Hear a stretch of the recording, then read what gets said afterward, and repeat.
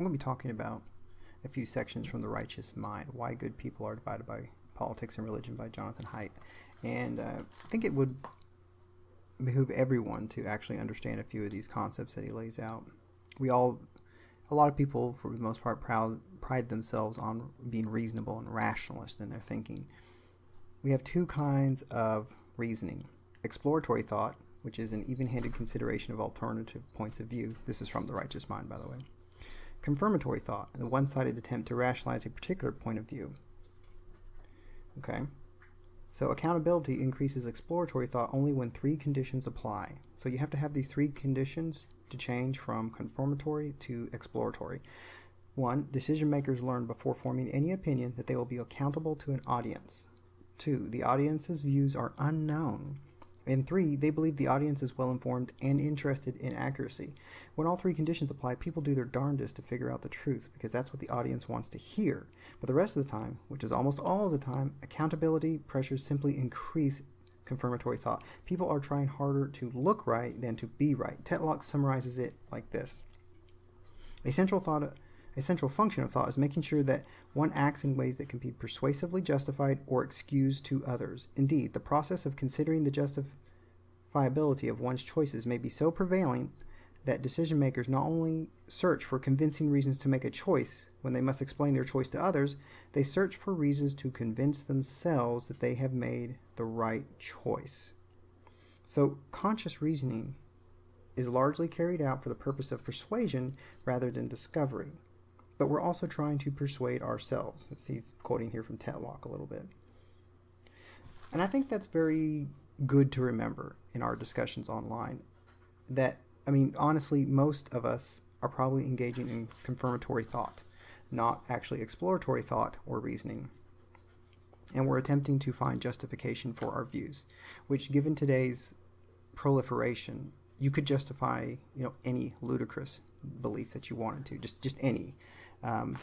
You can find something or someone, some paper, some study to give credence to your idea, and that's all you need. And those three conditions to meet are a pretty high bar that almost none of us probably meet in our normal day-to-day lives. An audience that is actually interested in the truth and not just wanting to hear confirmation, basically, confirmation thought. This next section is a little bit longer, but I think it does pull out some good points here. As Kuhn puts it, people seem to say to themselves, here is some evidence I can point to as supporting my theory, and therefore my theory is right. This is the sort of bad thinking that a good education should get rid of, right? And he basically details some experiments where, no, actually,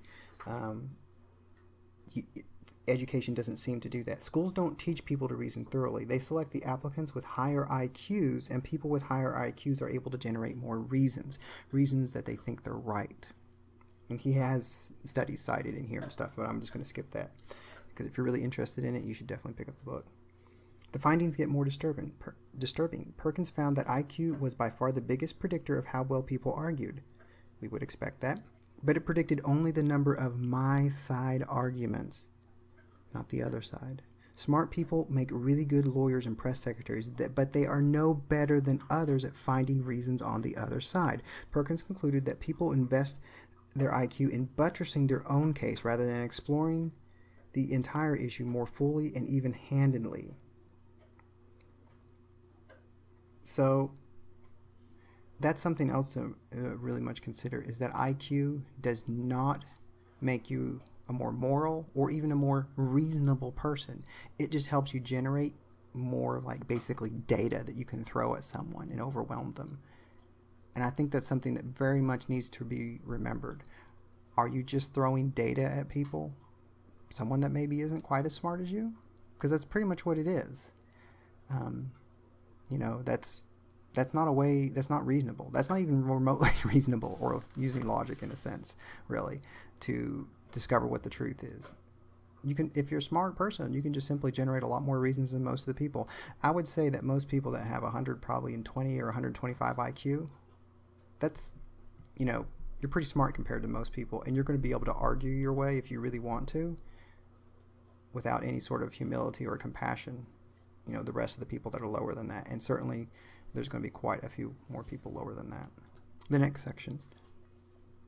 All animal brains are designed to create flashes of pleasure when the animal does something important for its survival, and small pulses of the neurotransmitter dopamine in the ventral striatum and a few other places are where these good feelings are manufactured. Heroin and cocaine are addictive because they artificially trigger this dopamine response.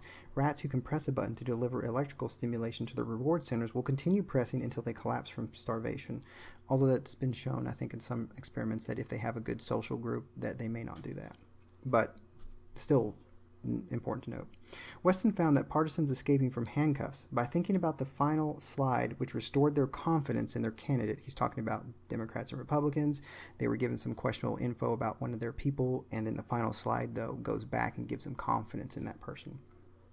Got a little hit of that dopamine. So when they felt they were trapped because they received bad information about one of their candidates, but then they got good information that overturned that, they get a dopamine hit. And if this is true, then it would explain why extreme partisans are so stubborn, closed-minded, and committed to beliefs that often seem bizarre or paranoid. Like rats that cannot stop pressing a button, partisans may be simply unable to stop believing weird things. The partisan brain has been reinforced so many times for performing mental contortions that free it from unwanted beliefs. Extreme partisanship may be literally addictive, and I think you can see that so prevalent online, where the extreme ideas, people just keep putting out extreme, and it is seemingly addictive, not only to the person doing it, but I think to those viewing it to a large degree. That this dopamine trigger is, oh, I heard something else bad about Trump. Oh, I heard something else bad about Trump and the Russians.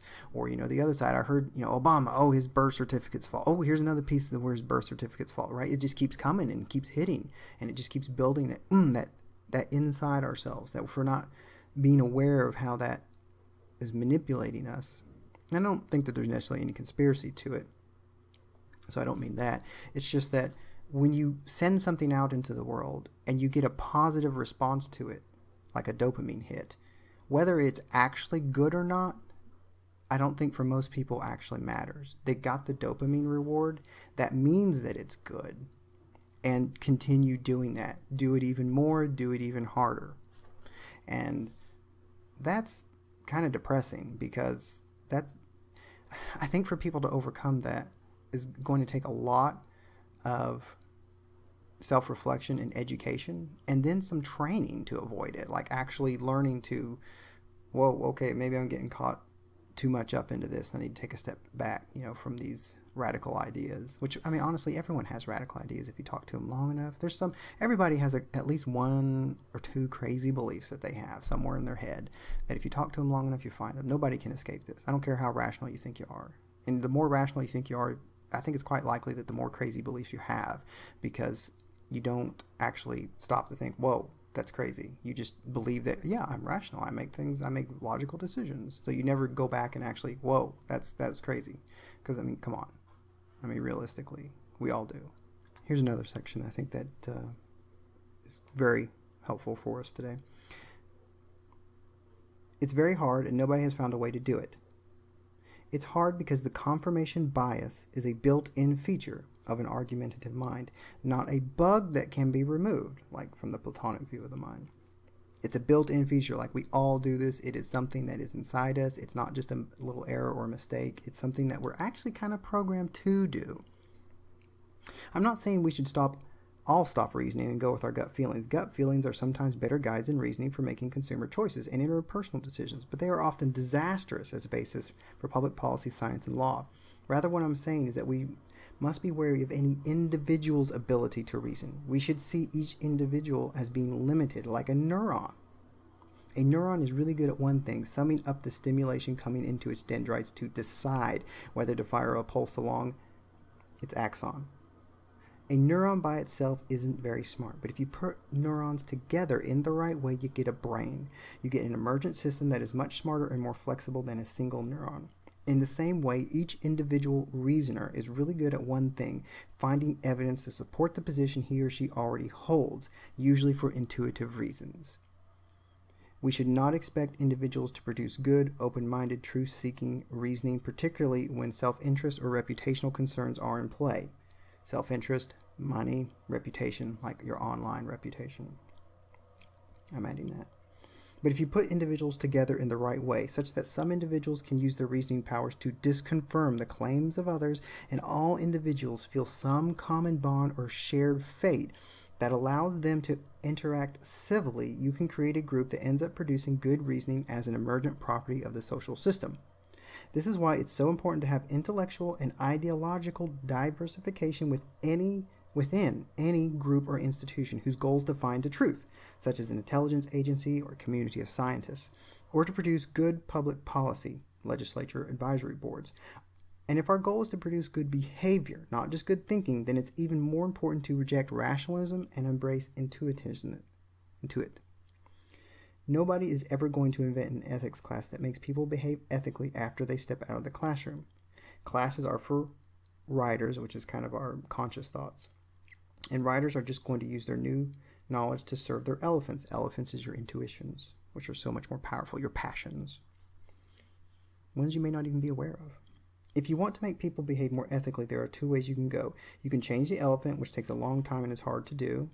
And I would like to actually see some more evidence on that. I bet that's really difficult. Or to borrow an idea from the book Switch by Chip and Dan Heath, you can change the path that the elephant and rider find themselves traveling on. You can make minor and inexpensive tweaks to the environment, which can produce big increases in ethical behavior. You can hire Glaucon as a consultant and ask him how to design institutions in which real human beings, always concerned about their reputations, will behave more ethically. He thinks that saving your reputation is a big point to keep us on the right path, so to speak. So there you go. And I think that is a positive that you can see, is that we don't need to put our faith in just one person, that one person is going to be smart enough to solve any problem, really, especially problems at the society level, our tax system, our healthcare system. Like that's really impossible. But if we have an environment set up to where smart people can civilly engage, they know that the reputation is on the line, but they also are united in seeking the truth of the matter.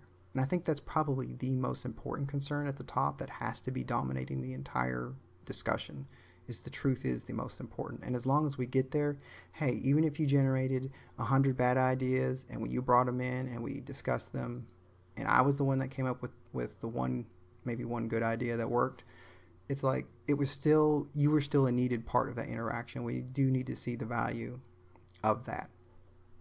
And not just like there was 100 ones wrong, but no, you threw 100 things out that we had to test. And in testing those and talking about them and seeking the truth, we, like say there's a group of 10, 15, 20 people discussing a certain matter. In discussing that and going through that will make us all better and get to a better decision.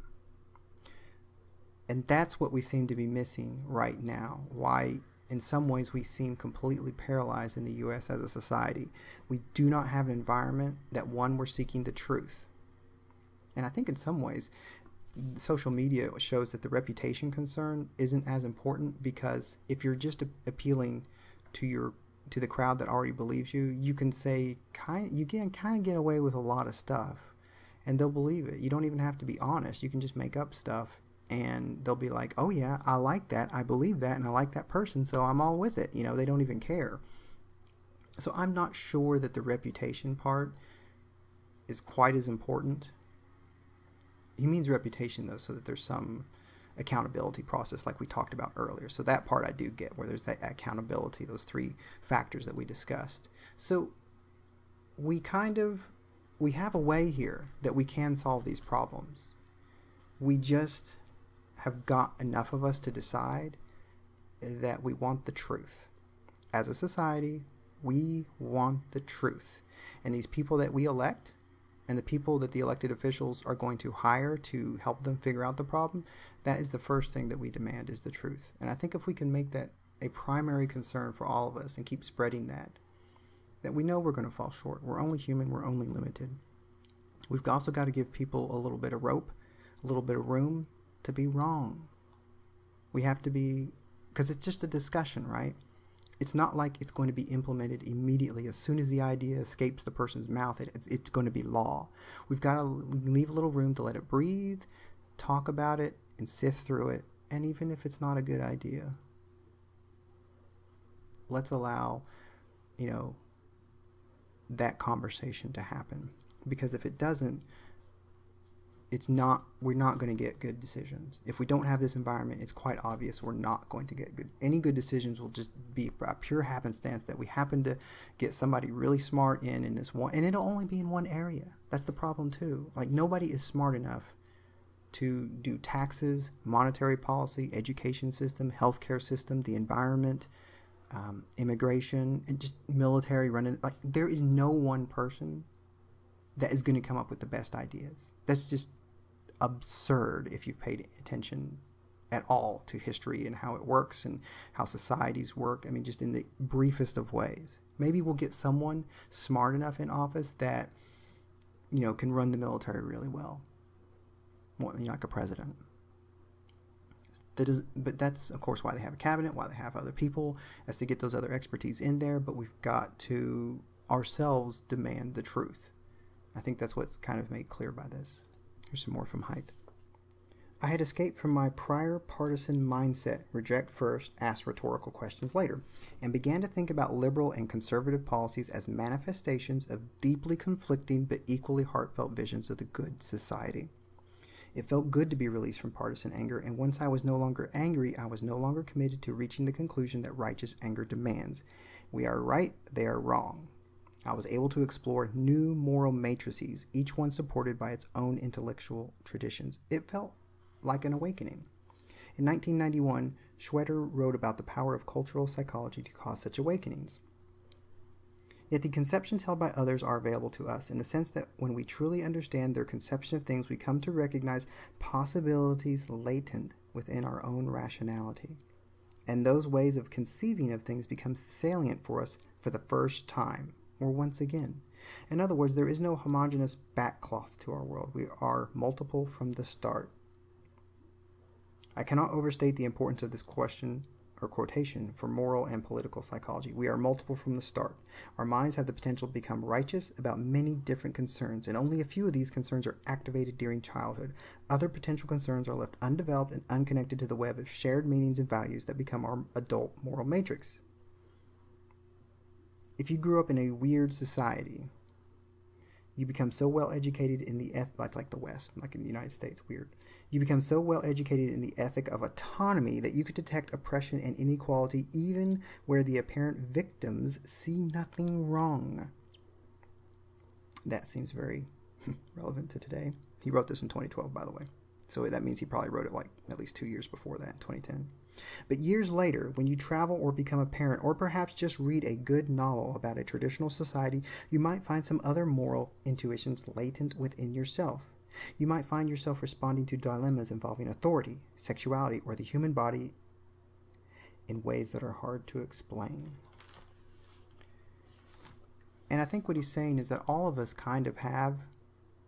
have a religious person inside of us, so to speak. All of us have a rational side. All of us have almost like a divine side inside of us. Like we have like you have a conservative. Everybody has a Republican inside of them. Everybody has a Democrat inside of them. It just might be very small and undeveloped, or it might be very larger. And he's talking about when you interact with other societies, like you really, not as a tourist, obviously that's a kind of a false thing, but when you actually interact with another society for, probably a couple weeks, and you're really there and living with them and understanding their world, it can open up those other sides to you. And in his particular example, I believe he was talking about India, that he went there for a few weeks and lived there, and just the idea of purity, of some sort of sanctity, was much higher than he had ever realized. Like that wasn't ever really a concern to him, and he suddenly began to understand where it was and where it came from.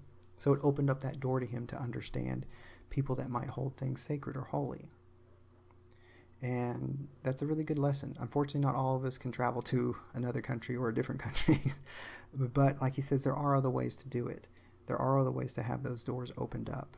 And I would say if you're scared, like if you're a Democrat, a diehard Democrat, and you're scared of being a Republican in some way, that should be a tip-off to you, because you need to understand the other side, particularly if you're extremely partisan.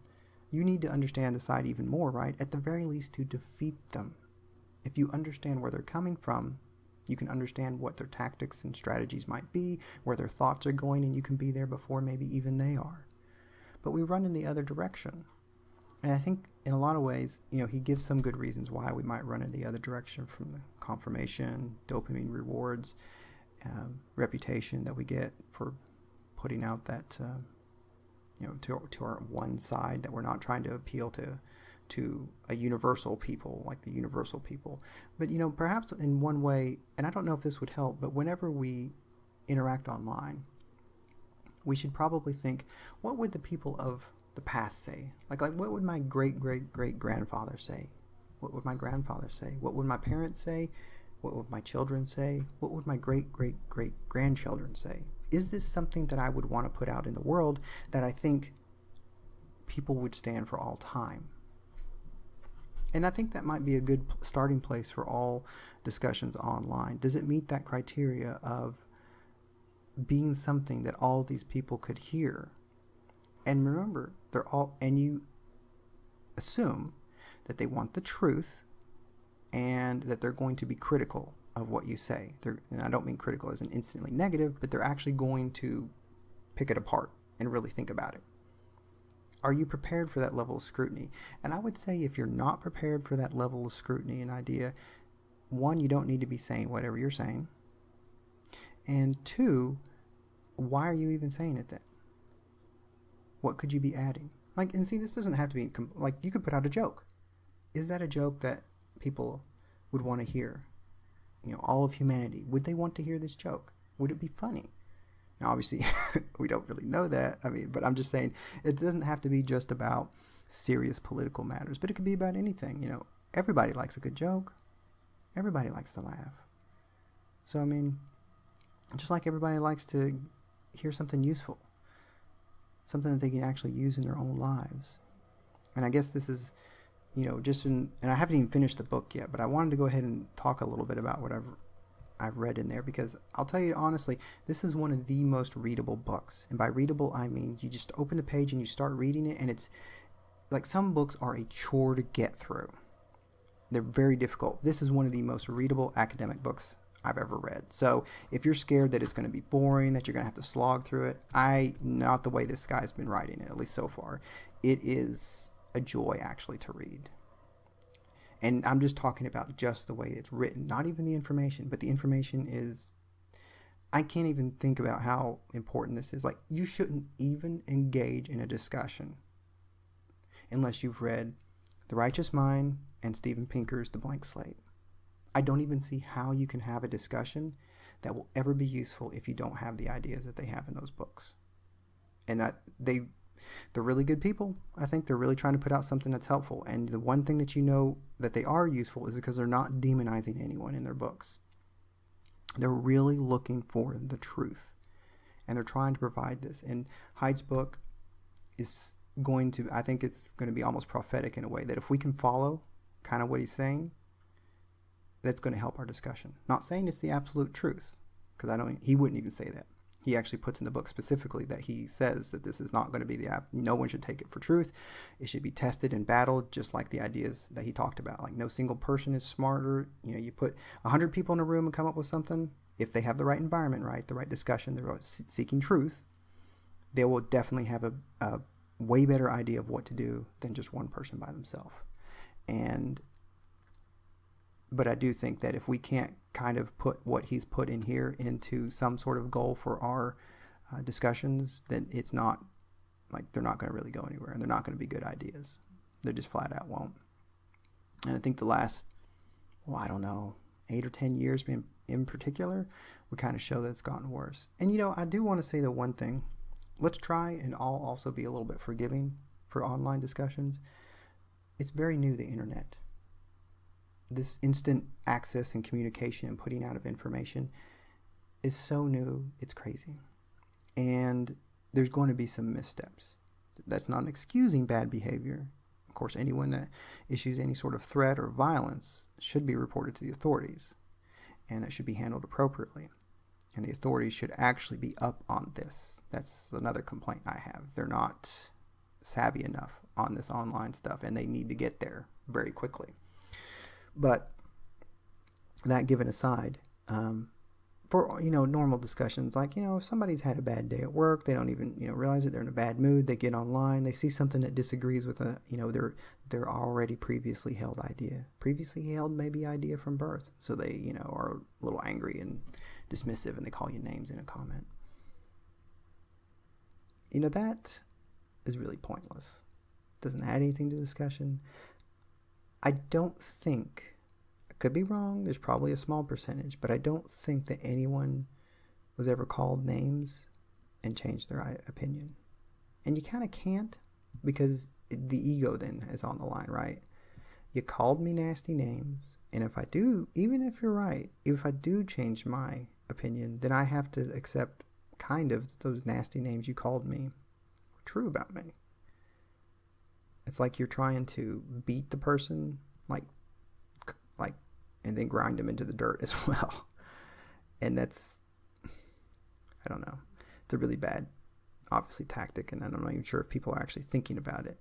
But I guess they're looking for that dopamine hit of that extreme content, that extreme ideas. I'm going to call this person all these vile names, and yes, I feel righteous and justified. No, you just made the world worse. More likely than not. 99.99% chance you made it all worse. Anyways, I would appreciate any feedback on The Righteous Mind. Like I said, it is a wondrous book. And if you haven't read it, honestly, that and The Blank Slate, you don't know what you're doing. And you're probably making things worse. Thank you.